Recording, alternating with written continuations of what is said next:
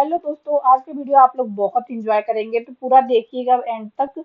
और इसमें पूरा हमारा हरितालिका व्रत का पूरा कथा है, तो आप सुनिएगा। हम मंदिर भी गए थे और बाबू इसमें बहुत अच्छे से पूजा किया है। आप पूरा वीडियो जरूर देखिएगा, बहुत ही ज्यादा एंजॉय करेंगे। वीडियो के एंड तक जरूर देखिए। चलिए वीडियो स्टार्ट करते हैं। हेलो दोस्तों, मैं हूँ कृति और स्वागत है हमारे यूट्यूब चैनल में। तो कैसे हैं आप सब स्वस्थ व्यवस्थ मस्त। ये तो आज है हरितालिका तीज और हम भी व्रत है, निर्जला व्रत होता है इसमें। तो सबको हरितालिका तीज की बहुत बहुत शुभकामनाएं। और कल ही हम मेहंदी लगा लिए थे खुद से ही, जो हम वीडियो में शेयर करेंगे। और आज का पूरा हम दिन शेयर करेंगे आप लोगों के साथ ही, कैसे तैयार होते हैं, कैसे पूजा किया जाता है। तो अभी तो हम मतलब खाना वाना बना दिए हैं, सब ड्यूटी चले गए हैं और बस हम और सासू माँ है। सासू माँ भी व्रत है, तो दोनों लोग हैं, कुछ करना नहीं है, बस ऐसे ही पड़े रहना है, सोए रहना है। तो अभी हम स्टार्ट कर रहे हैं वीडियो। तो 11 बज रहे हैं, अभी हम ऐसे ही लेटे हुए थे। और मतलब भूख लग जाती है हमें, क्योंकि बाबू छोटा है, वो दूध भी पीता है, तो बहुत मुश्किल होता है। वीडियो को फ्रेंड तक जरूर बनी रहिएगा। वीडियो अच्छी लगेगी तो प्लीज़ वीडियो को लाइक करिए। चैनल पर नए हैं तो चैनल को सब्सक्राइब करिए। हम मेहंदी दिखा रहे हैं, हम आपका मतलब हम अपना मेहंदी दिखा रहे हैं आपको।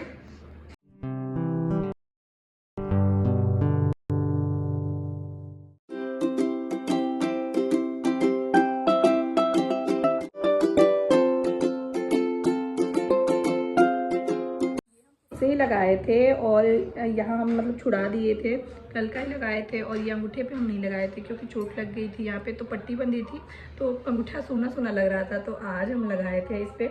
तो पूरा वीडियो को ज़रूर एंड तक देखिएगा कि हाँ हम कैसे तैयार होते हैं, कैसे पूजा करते हैं हमारे यहाँ। तो पूरा एंड तक ज़रूर देखिएगा। दूसरे हाथ पे ये सिंपल सी है, ये उल्टे हाथ से हम लगाए थे। तो ये सिंपल सी है, ये भी ये मतलब सारे डिजाइन से ये वाले अलग होता है, ये सबसे ज़्यादा हमें अच्छा लगता है। जब मेरी शादी नहीं हुई थी तो यही लगाते थे, यही डिजाइन बस।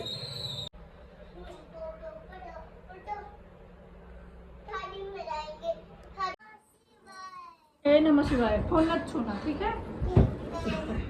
खराब हो जाएगा। पूजा करते हैं।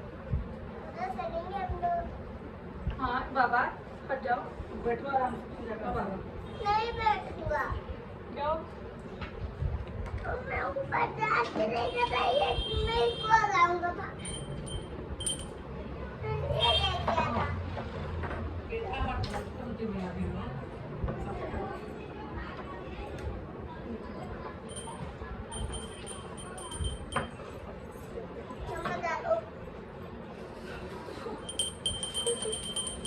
मम्मा पानी भी डालो। पानी पानी हाँ, पानी दे दिए, पानी पी लिया है। पानी पिएगा नहीं? वो दोनों ये भी पीगा, ये वो नहीं पीगा। नमः शिवाय ओ नमः शिवाय ओ हर हर बोले। नमः शिवाय ओ डंडा गड़ा शिवम डंडा गड़ा हर हर बोले। नमः शिवाय डंडा गड़ा शिवम डंडा गड़ा हर हर बोले। नमः शिवाय डंडा गड़ा शिवम डंडा गड़ा हर हर बोले। नमः शिवाय डंडा गड़ा शिवम डंडा गड़ा। मम्मा चला दो, तुम भी चला दो,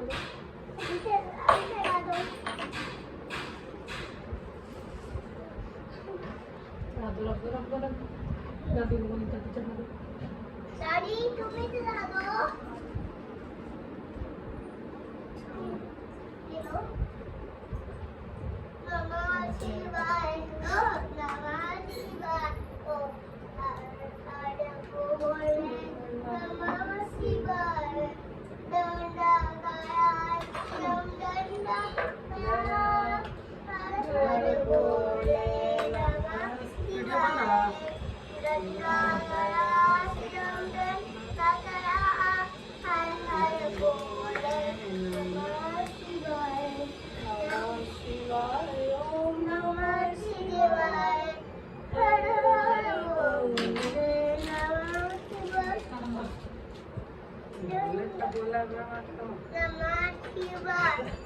ओ नमः शिवाय केला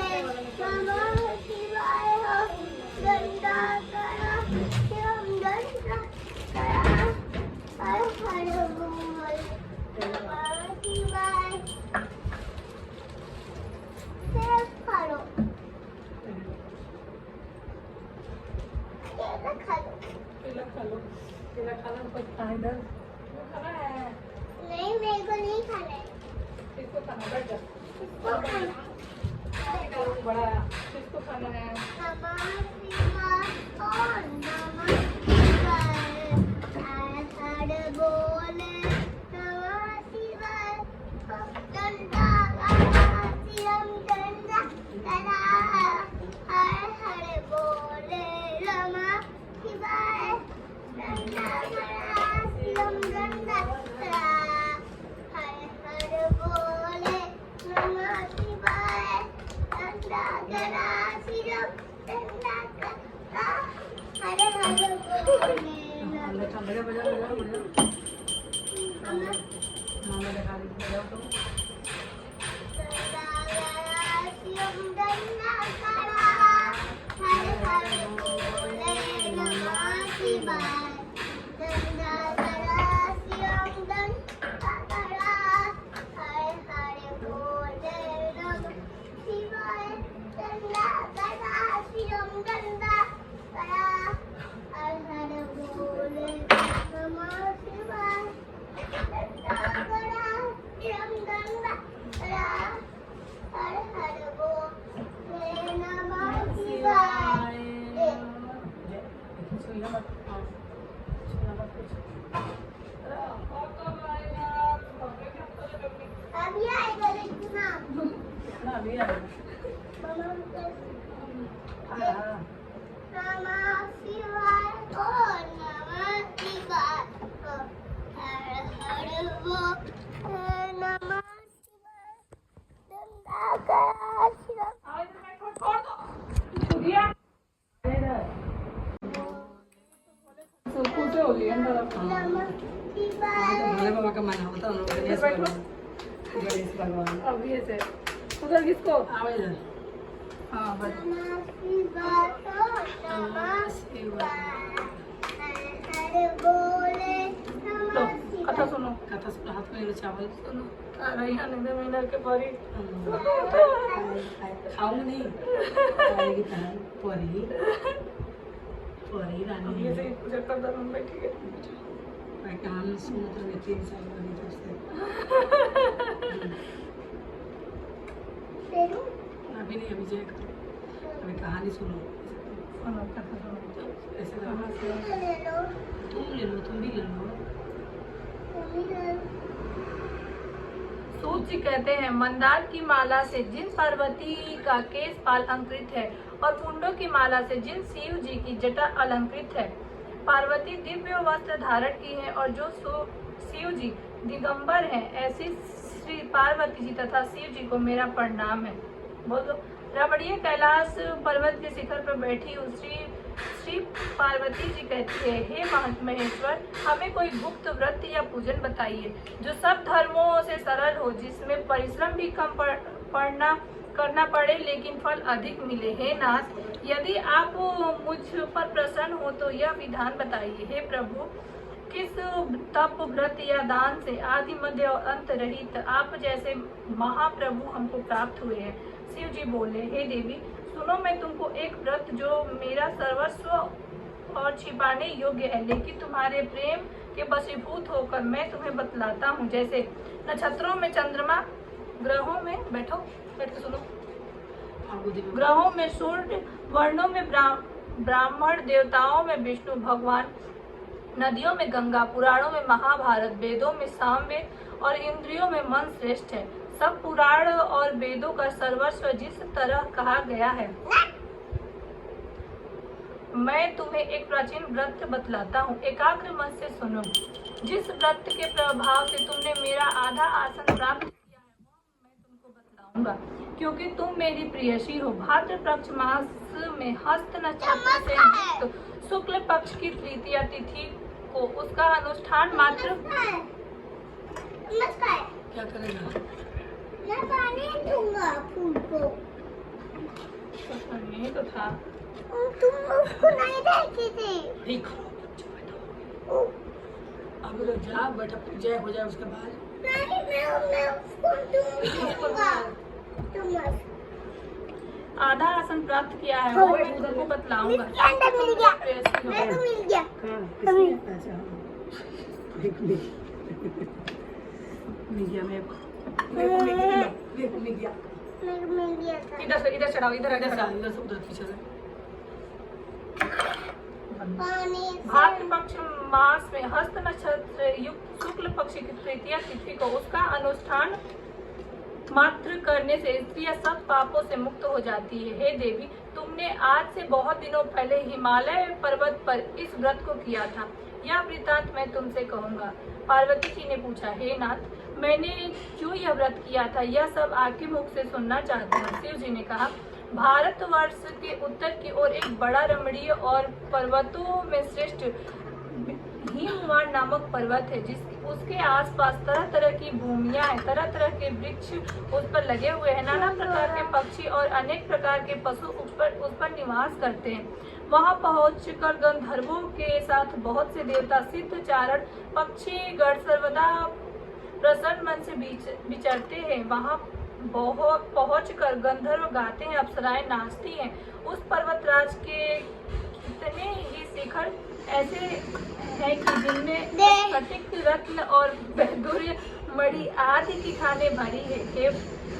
यह पर्वत ऊंचा तो इतना अधिक है कि मित्र के घर की तरह समझकर आकाश का स्पर्श किया जाता है। उसके समस्त शिखर सदैव हिम से आच्छादित रहते हैं और गंगा जल की ध्वनि सदा सुनाई देती रहती है। हे पार्वती, तुमने बाल्यकाल में उसी पर्वत पर तपस्या की थी। 12 वर्ष तक तुम उल्टी लटक कर केवल धुआं पीकर रही। 14 वर्ष तक सूखे पत्ते खाकर रही। माघ मास में तुम जल में बैठी रहती और बैसाख की दोपहरिया में पंचाग्नि तापती थी। श्रावण के महीने में जल बरसता तो तुम भूखी प्यासी रहकर मैदान में बैठी रहती थी। तुम्हारे पिता इस तरह के कष्ट सहन को देखकर तुम बड़े दुखी हुए। वे चिंता में पड़ गए कि मैं अपनी कन्या किसको दूं। उसी समय नारद जी वहां आ पहुंचे। मुनीश्वर नारद जी उस समय तुम्हें देखने गए थे। नारद जी को देखकर गिरि ने पाद्य आसन आदि देकर उनकी पूजा की और गिरिराज ने कहा, हे स्वामी, आप किस लिए आए हैं? मेरा अहो भाग्य है जो आपका आगमन मेरे लिए अच्छा है। नारद जी ने कहा, हे पर्वतराज, सुनो, मैं भगवान विष्णु का भेजा हुआ आपके पास आया हूँ। आपको चाहिए कि यह कन्या रत्न किसी योग्य वर को दे। भगवान विष्णु के सामान्य योग्य वर ब्रह्मा, इंद्र और शिव इनमें से कोई नहीं है। इसलिए मैं यही कहूँगा कि आप अपनी कन्या भगवान विष्णु को ही दें। हिमवान ने कहा, भगवान विष्णु स्वयं मेरी कन्या ले रहे हैं और आप यह संदेश लेकर आए हैं तो मैं उन्हें अपनी कन्या दूंगा। हिमवान की इतनी बात सुनकर मुनिराज नारद आकाश में विलीन हो गए। वे पीताम्बर, शंख, चक्र और गदाधारी भगवान विष्णु के पास पहुंचे। वहां हाथ जोड़कर नारद जी ने भगवान विष्णु से कहा, हे देव, सुनिए, मैं आपका विवाह पक्का करा दिया। उधर हिमवान ने पार्वती के पास जाकर कहा, हे पुत्री, मैंने तुम्हें भगवान विष्णु को दे डाला।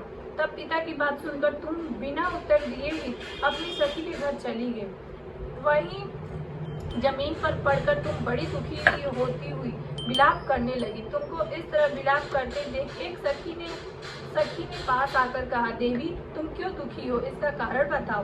तुम्हारी जो कुछ इच्छा होगी मैं यथाशक्ति उसको पूरा करने की चेष्टा करूंगा, इसमें कोई संशय नहीं है। पार्वती बोली, मेरी जो कुछ अभिलाषा है उसे तुम प्रेम पूर्वक सुनो। मैं एकमात्र शिव जी को अपना पति बनाना चाहती हूँ, इसमें कुछ भी संशय नहीं है।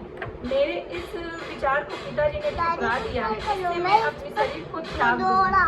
पार्वती की इस बात को सुनकर सखियों ने कहा, शरीर का त्याग न करो, चलो किसी ऐसे वन को चलो जहाँ पिता को पता न लगे। ऐसी सलाह कर तुम वैसे वन में जा पहुंची। उधर तुम्हारे पिता घर घर तुम्हें खोजने लगे। दूतों द्वारा भी खबर लेने लगे कौन देवता या किन्नर मेरी पुत्री को हर ले गया है। मन में कहा, मैं नारद जी के आगे प्रतिज्ञा कर चुका हूँ कि अपनी पुत्री भगवान विष्णु को दूंगा। ऐसा सोचते और सोचते ये अंदर जाता है, गिरिराज को अब यहाँ जाता है पानी। देखकर सब लोग हाहाकार करते दौड़ पड़े। जब होश हुआ तो सब पूछने लगे, गिरिराज आप अपनी मूर्छा का कारण बताइए। भीमवान ने कहा, आप लोग मेरे दुख का कारण सुने। ना मालूम मैं कौन सी कन्या को हर ले गया हूँ, ना मालूम कौन मेरी कन्या को हर ले गया है। ऐसा नहीं हुआ तो उसे किसी काले सांप ने काट लिया या सिंह खा गए होंगे। हाय हाय, मेरी बेटी कहाँ गई? किसी दुष्ट ने मेरी पुत्री को मार डाला। ऐसा कह वे वायु के झोंके से कांपते हुए वृक्ष के समान कांपने लगे। इसके बाद हिमवान तुम्हें वन वन खोजने लगे। वह वन भी सिंह, भालू, हिंसक जंतुओं से बड़ा भयानक हो रहा था। तुम भी अपनी सखियों के साथ उस भयानक वन में चलती चलती एक ऐसी जगह जा पहुंची जहां एक नदी बह रही थी। पूजा हो रहा है ना? उसके रमणीय तट पर एक बड़ी सी कंधार थी। तुमने उसी कंधार में आश्रम बना लिया और मेरी एक बालू कामयी प्रतिमा बनाकर अपनी सखियों के साथ मेरा हाथ ढककर मेरी आराधना करने लगी। जब भाद्र शुक्ल पक्षी हस्तयुक्त तृतीया तिथि प्राप्त हुई, तब तुमने मेरा विधि पूजा किया और रात भर जाकर गीत वाद्य से मुझे प्रसन्न करने में बिताया। उस व्रत राज के प्रभाव से मेरा आसन डगमगा उठा, जिससे मैं तत्काल उस स्थान पर जा पहुंचा जहां पर तुम मेरी सखियों के साथ रहती थी। वहां पहुंचकर मैंने तुमसे कहा, मैं तुम पर प्रसन्न हूँ, बोलो क्या चाहती हो? तुमने कहा, मेरे देवता, यदि आप मेरे ऊपर प्रसन्न हैं तो मेरे पति बने। मैंने मेरे तथास्तु कहकर कैलाश पर्वत पर वापस आने पर तुमने वह प्रतिमा नदी में प्रवाहित कर दी और सखियों के साथ उस महाव्रत का पालन किया। हिमवान भी तब तक उस वन में तुम्हें खोजते हुए आ पहुंचे। चारों दिशाओं में तुम्हारी खोज करते हुए व्याकुल हो चुके थे, इसलिए तुम्हारे आश्रम के समीप पहुंचते ही गिर पड़े। थोड़ी देर बाद उन्होंने नदी के तट पर दो कन्याएं देखी।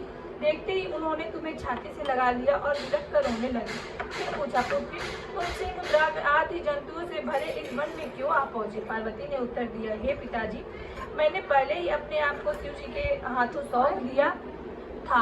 आपने मेरी बात टाल दी, इससे मैं यहाँ चली आई। हिमवान ने सांत्वना देते हुए कहा, हे पुत्री, मैं तुम्हारी इच्छा के विरुद्ध कुछ न करूँगा। मैं तुम्हें अपने साथ घर ले आए और वो तुम अपने साथ तुम्हें घर लेकर आए और मेरे साथ तुम्हारा विवाह कर दिए। इसी से तुमने मेरा अर्ध आसन पाया है। तब से आज तक किसी के सामने मुझे यह व्रत प्रकट करने का अवसर नहीं प्राप्त हुआ। हे देवी, मैं यह बताता हूँ कि इस व्रत का हरितालिका नाम क्यों पड़ा। तुमको सखिया हर ले गई थी, इसी से हरितालिका नाम पड़ा। पार्वती जी ने कहा, हे प्रभु, आपने नाम तो बताया, अब विधि भी बताई। इसका क्या पुण्य है, क्या फल है, यह व्रत क्यों करे, कौन करे? पार्वती जी से कहते हैं, हे देवी, मैंने स्त्री जाति के भलाई के लिए उत्तम व्रत बतलाया है। जो स्त्री अपने सौभाग्य की रक्षा करना चाहती हो वह यत्न पूर्वक करे। पहले केले के खंभे आदि से सुशोभित एक सुंदर मंडप बनाए, उसमें रंग बिरंगे रेशमी कपड़ों से चंदवा लगाकर चंदन आदि से सुगंधित द्रव्यों से वह मंडप लिखवाए।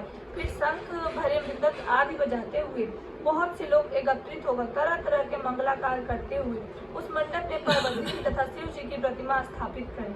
उस रोज दिन भर उपवास कर बहुत से सुगंधित फूल, गंध, मनोहर धूप, नाना प्रकार के नैवेद्य आदि एकत्र कर मेरी पूजा करें और रात भर जागरण करें। ऊपर जो बस फल प्राप्त हो सके इकट्ठा कर ले। उस ऋतु में जो फल तथा फूल मिल सके विशेष रूप से रखे। इसके बाद धूप दीपाति से पूजन कर प्रार्थना करे। हे देवी शिव रूपिणी, हे मंगले, सब अर्थों को देने वाली हे देवी, हे शिव रूप आपको नमस्कार है। हे शिव रूपे आपको सदा के लिए नमस्कार है। हे ब्रह्मा रूपिणी आपको नमस्कार है। हे जगत धात्री। कपड़ा नहीं है, चल झूठा।